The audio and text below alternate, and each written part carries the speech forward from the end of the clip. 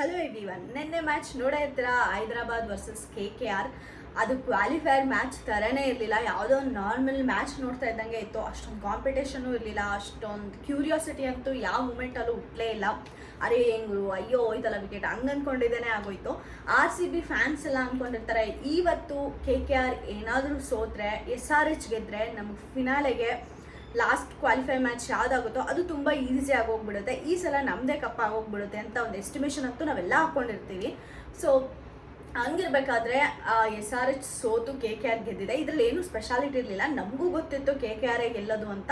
But ನಮ್ಮ assumption ಏನು ಅಂದರೆ, ಈ ಕ್ಯಾಂಡಿಡೇಟ್ ಏನಾದರೂ ನಮ್ಮ ಅಪೋಸಿಷನಲ್ಲಿ ಆಡಿದ್ರೆ ಆರಾಮಾಗಿ ನಮ್ಗೆ ವಿಕ್ಟ್ರಿ ಆಗುತ್ತಲ್ಲ ಅಂತ ಒಂದು ಬೇಸಿಕ್ ಎಕ್ಸ್ಪೆಕ್ಟೇಷನ್ ಅಂತೂ RCB ಫ್ಯಾನ್ಸ್ಗೆ ಎಲ್ಲರಿಗೂ ಇತ್ತು. ಬಟ್ ಅದನ್ನು ಸುಳ್ಳು ಮಾಡಿ KKR ಒಂದು ನಿಯರ್ ಬೈ ಈಸಿ ಸ್ಕೋರ್ ಕೂಡ, ಅಂದರೆ ಏನದು ಟಫ್ ಕಾಂಪಿಟೇಷನ್ನು ಆ ಥರ ಎಲ್ಲ ಏನು ಬಿಲ್ಡ್ ಮಾಡಿದೆ, ಒಂದು ಈಸಿ ವಿನ್ ತೊಗೊಂಡೋದ್ರು ಅಂತಲೇ ಹೇಳ್ಬೋದು. ವೆಂಕಟೇಶ್ ಅಯ್ಯರ್, ಶ್ರೇಯಸ್ ಅಯ್ಯರ್ ಇಬ್ಬರೇ ಧೂಳಿಪಟ ಮಾಡಿಬಿಟ್ರು.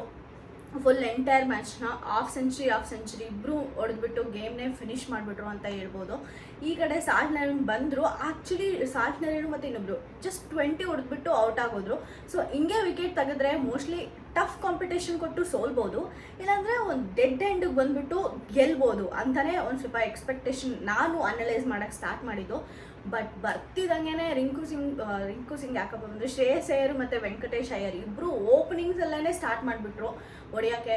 ಬರೀ ಹೊಡೆದ್ರೆ 6-4 ಎಷ್ಟು ಸಖತ್ತಾಗಿ ಆಡಿದ್ರು ಅಂದರೆ ಎಷ್ಟು ಬೇಗ ಮ್ಯಾಚ್ ಮುಗಿಸ್ಕೊಟ್ರು. ಆಮೇಲೆ ಒಂದು ಹೈ ವಿಕ್ಟ್ರಿ ಕೂಡ ತೊಗೊಂಡೋದ್ರು. ಸೊ ಇವ್ರ ಜೊತೆ ನಾವು RCB ಅವರು ಈಗ ಟಫ್ ಕಾಂಪಿಟೇಷನ್ ಮಾಡಬೇಕು. ಅಂದರೆ ಇನ್ನೂ ಅವ್ರು 2 ಮ್ಯಾಚ್ ಆಡಬೇಕು, RR ಮೇಲೆ ಮತ್ತು SRH ಮೇಲೆ ಬರಬೇಕಂದ್ರೆ ಫಿನಾಲೆಗೆ. ಬಟ್ ಬರ್ತಾರೆ ನೋಡ್ಬೇಕು ಈ ಸಲ ಕಪ್ ಹಿಡಿತಾರ ಅಂತ. ಆಮೇಲೆ ಮಾತಾಡೋಣ, ಅದನ್ನು ಇವಾಗ ಮಾತಾಡೋದು ಬೇಡ. ಸದ್ಯಕ್ಕೆ RR ಮೇಲೆ ನಮ್ಮ RCB ಇವತ್ತು ವಿನ್ ಆದರೆ ಸಾಕು. ಇನ್ನು ಇವತ್ತು ಮ್ಯಾಚಿಗೆ ಆಗಿರೋ ಮ್ಯಾಚನ್ನ ಡಿಸ್ಕಸ್ ಮಾಡೋದಾದರೆ, ನಮ್ಮ SRH ಇಷ್ಟು ಡಬ್ಬಾ ಥರ ಬ್ಯಾಟಿಂಗ್ ಮಾಡ್ತಾರೆ ಅಂತ ನಂಗೆ ಅಂದ್ಕೊಂಡೇ ಇರಲಿಲ್ಲ. ಯಾಕಂದರೆ ಅವ್ರು ಬ್ಯಾಟಿಂಗೇ ಸ್ಟ್ರೆಂತು, ಬೌಲಿಂಗಲ್ಲಿ ಓಕೆ ಆಗಿದ್ದಾರೆ, ಅಷ್ಟು ಎಕ್ಸ್ಪರ್ಟ್ ಏನಲ್ಲ. ಸೊ ಅಟ್ಲೀಸ್ಟ್ ಬ್ಯಾಟಿಂಗಲ್ಲಾದ್ರೂ ಒಂದು ಅವರೇ 266 ಹೈ ಟಾರ್ಗೆಟ್ನ ಸೆಟ್ ಮಾಡಿರೋರು. ಇವತ್ತು ಕ್ವಾಲಿಫೈಯರ್ ಅಂದರೆ ಪಕ್ಕ 300 ಮೇಲೆ ಗುರು ಹೊಡೆಯೋದು SRH ಅಂತ ನಾನು ಅಂದ್ಕೊಂಡಿದ್ದು. ಯಾಕಂದರೆ ನಾವು RCB ಅವರು ಕ್ವಾಲಿಫೈ ಆಗಬೇಕಂದ್ರೆ ಎಷ್ಟು ಟೆನ್ಷನಾಗಿ ಆಡಿದ್ವಿ. ಎತ್ತಿದ್ದೆಲ್ಲ 4 ಇಲ್ಲ ಹೋಗಬೇಕು, ಇಲ್ಲ 6 ಹೋಗಬೇಕು ಅನ್ನೋ ಒಂದು ಕಾನ್ಫಿಡೆನ್ಸ್ ಮೇಲೆ ಪ್ರತಿಯೊಬ್ಬ ಬ್ಯಾಟ್ಸ್ಮನ್ನು ಆಡಿದರು. ಸೊ ಅದೇ ಥರ ಇವತ್ತು SRH ಕೂಡ ಆಡ್ತಾರೆ ಅಂದ್ಕೊಂಡ್ರೆ, ಬರ್ತಿದ್ದಂಗೆ ಟ್ರೆವಿಸ್ ಹೆಡ್ ಡಕ್ಔಟು ಅಸಲು ಎಕ್ಸ್ಪೆಕ್ಟೇ ಮಾಡಿರಲಿಲ್ಲ.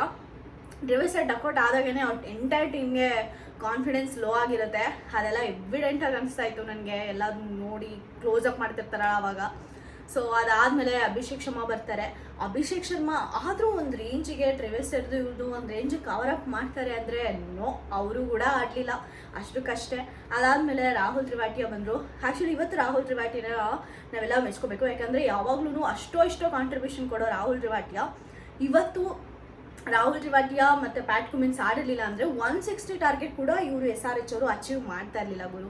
ಸೊ ಅವ್ರ ಕಾಂಟ್ರಿಬ್ಯೂಷನು ಇವತ್ತು ನಿನ್ನೆ SRHಗೆ ಮೇನ್ ಆಯಿತು. ಅದಕ್ಕೆ ಸ್ವಲ್ಪ ಆದ್ರೂ ಕಾಂಟ್ರಿಬ್ಯೂಷನ್ ನಿಜ ಇದೆ. ಸೊ ರಾಹುಲ್ ತ್ರಿಪಾಠಿಯ ಕೂಡ ಔಟ್ ಆದರು. ಅದಾದಮೇಲೆ ಕ್ಲೆಸಿನ್ ಬಂದರೆ ಹೆಂಗಿರುತ್ತೆ ಅಂದರೆ, ಇದಕ್ಕೆ ಸ್ಟೇಡಿಯಮ್ಗೆ ಒಂದು ಸ್ಕೋರ್ ಬೋರ್ಡು ನೆಕ್ಸ್ಟ್ ಲೆವೆಲ್ಗೆ ಹೋಗುತ್ತೆ. ಅಲ್ಲಿವರೆಗೂ ಕೂಡ ಕ್ಲೆಸಿನ್ ಔಟ್ ಆಗದೆ ಹೋಗಲ್ಲ. ಬಟ್ ನಿನ್ನೆ ನೋಡಿದ್ರೆ ಕ್ಲೆಸಿನ್ ಕೂಡ ಔಟ್ ಹೋಗೋರು. ಹಿಂಗೆ ಎಷ್ಟು ಸ್ಟ್ರಾಂಗ್ ಇರಬೇಡ KKR ಬೌಲಿಂಗ್. ವರುಣ್ ಚಕ್ರವರ್ತಿ ಧೂಳಿಪಟ ಮಾಡಿದರು, ಸಿಕ್ಕಾಪಟ್ಟೆ ಚೆನ್ನಾಗಿ ಆಡಿದರು. ಅದಕ್ಕೆ ಅವ್ರಿಗೆ ಅಷ್ಟೊಂದು ಕೊಟ್ಟು ತೊಗೊಂಡಿರೋದು ಅನಿಸುತ್ತೆ. ಸೊ ಅವರು ಔಟು, ಕ್ಲೆಸಿನ್ನು ಔಟು. ಕ್ಲೆಸಿನ್ ಮೇಲೆ ಮತ್ತು ಪ್ಯಾಟ್ ಕುಮಿನ್ಸ್ ಬಂದರು. ಬಟ್ ಬಂದರೂ ಕೂಡ ಇನ್ನು ಎಷ್ಟು ಇಂಪ್ಯಾಕ್ಟ್ ಮಾಡೋಕ್ಕಾಗುತ್ತೆ. ಐ ಥಿಂಕ್ ಅವರು ಕೂಡ ಸಮ್ 30+ ಕಾಂಟ್ರಿಬ್ಯೂಷನ್ ಕೊಟ್ಟು ಔಟ್ ಆದರು. ಆಮೇಲೆ ಬಂದಿದ್ದವರೆಲ್ಲರೂ ಇಮಿಡಿಯೇಟ್ಲಿ ಔಟ್ ಆಗೋದ್ರು. ಟಾರ್ಗೆಟ್ 160 ಕೊಟ್ಟರು.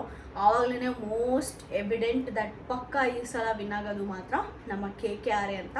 But 160 is also a decent score ಅಲ್ವಾ ಟಾರ್ಗೆಟ್ ಮಾಡೋದಕ್ಕೆ. ಮೋಸ್ಟ್ಲಿ ಬೌಲಿಂಗಲ್ಲಿ ಸ್ಟ್ರಾಂಗಾಗಿ ಕೊಡ್ಬೋದೇನೋ. ಸೊ SRH ಗೆಲ್ಬೋದೇನೋ, ಹಂಗೆ ಇತ್ತು RCB ಫ್ಯಾನ್ಸ್ಗೆಲ್ಲ.